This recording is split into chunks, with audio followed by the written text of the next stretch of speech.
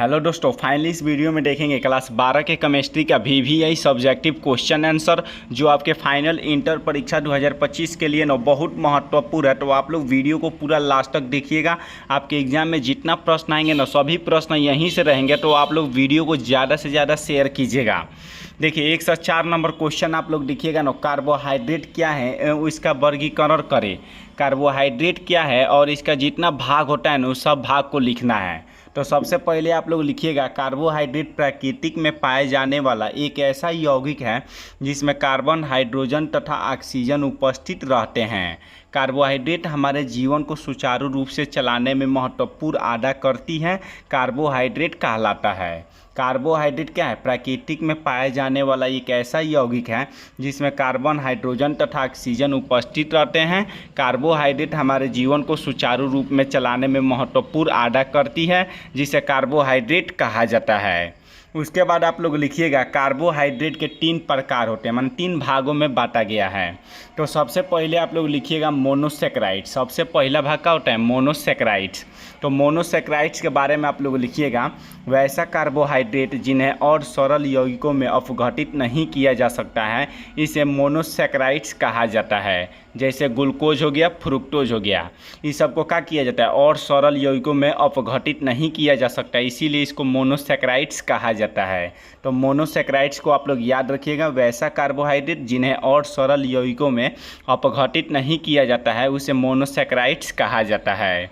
दूसरा आप लोग लिखिएगा ना, दूसरा आप लोग लिखिएगा ओलिगोसेक्राइड्स। दूसरा क्या लिखिएगा? ओलिगोसेक्राइड्स। तो इसका डिफिनीशन आप लोग लिखिएगा, वैसा कार्बोहाइड्रेट जो जल में अपघटित होकर 2 से 10 गो मोनोसेक्राइड्स के अणु प्रदान करता है उसको ओलिगोसेक्राइड्स कहा जाता है।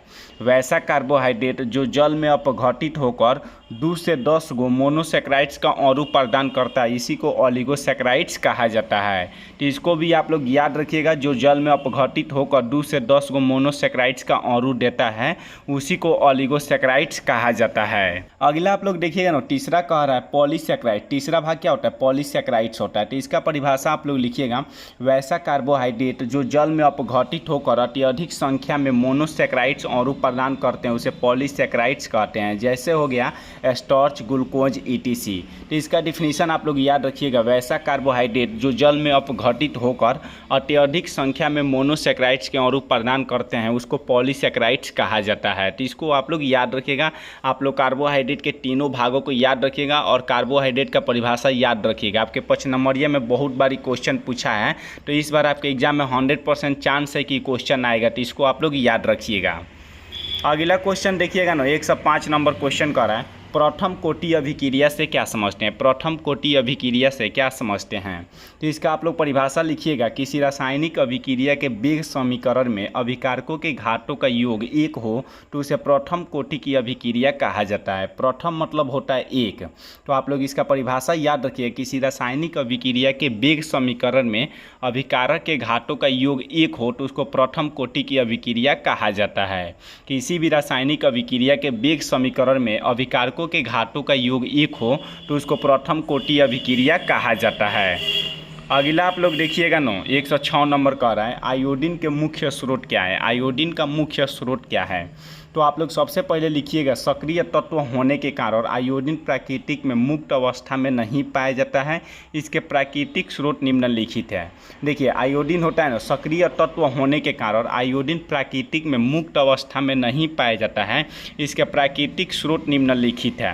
पहला आप लोग लिखिएगा समुद्री घास, दूसरा आप लोग लिखिएगा कैलिस और तीसरा लिखिएगा प्राकृतिक ब्राइन।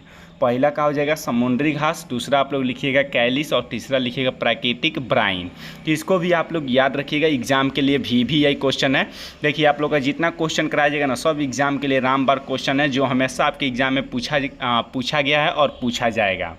अगला क्वेश्चन कह रहा है, क्या होता है जब सोडियम एसीटेट को सोडा लाइम के साथ गर्म किया जाता है? देखिए जब सोडियम एसीटेट को ना सोडा लाइम के साथ गर्म किया जाता है तो क्या बनता है? तो मीथेन का निर्माण होता है। इसको आप लोग याद रखिएगा, 2 नंबरिया के लिए एकदम VVI क्वेश्चन है। जब सोडियम एसीटेट को सोडा लाइम के साथ गर्म किया जाता है तो मीथेन का निर्माण होता है। क्या बनता है? मीथेन का निर्माण होता है। आप लोग देखिएगा CH3COON क्या है? सोडियम एसीटेट है, और इसको हम लोग गर्म करते हैं सोडा लाइम NaOH के साथ, तो क्या बनता है? मीथेन का निर्माण होता है। तो इसको आप लोग याद रखिएगा। अगला क्वेश्चन देखिएगा ना, 108 नंबर क्वेश्चन कर रहा है, कैल्शियम कार्बाइड जल से अभिक्रिया करता है तो क्या बनता है। कैल्शियम कार्बाइड को जल से अभिक्रिया कराया जाता है तो क्या बनता है। तो देखिए, जब कैल्शियम कार्बाइड को जल से अभिक्रिया कराई जाती है तो एसिटिलीन का निर्माण होता है। क्या बनता है, एसिटिलीन का निर्माण होता है। तो इसको आप लोग याद रखिएगा, जब कैल्शियम कार्बाइड को जल से अभिक्रिया कराई जाती है तो एसिटिलीन का निर्माण होता है। तो आप लोग एग्जाम्पल में देखिएगा, CaC2 क्या है, कैल्शियम कार्बाइड है, और इसको H2O यानी जल के साथ अभिक्रिया कराई जाती है तो एसिटिलीन का निर्माण होता है। क्या बनता है, एसिटिलीन का निर्माण होता है। तो इसको आप लोग याद रखिएगा, एग्जाम के लिए आप लोग का ना पूरा VVI क्वेश्चन है। और कार्बोहाइड्रेट के प्रकार को आप लोग याद रखिएगा, हमेशा आपके एग्जाम में क्वेश्चन 5 नंबरिया में पूछा गया है। तो इसको भी आप लोग कंप्लीट याद कर लीजिएगा। और इस चैनल पर ना क्लास 12 के सभी विषय का पूरा VVI गेस क्वेश्चन को कराया जाएगा। तो आप लोग चैनल को सब्सक्राइब कर लीजिएगा और वीडियो को आप लोग ज़्यादा से ज़्यादा शेयर कीजिएगा।